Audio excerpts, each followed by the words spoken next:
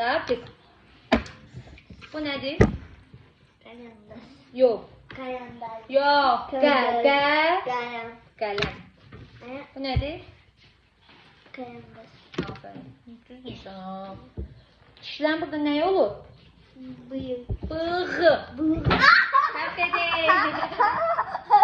Səhv edin. Sonra. Bu nədir? Aferin. Sonra. Mən bu nədir ayağımda?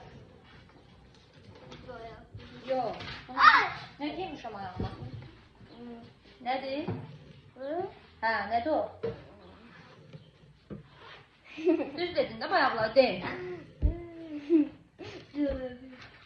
Aa, Ayakkabı. düz, aferin. Kızın neyi var orada? Ka.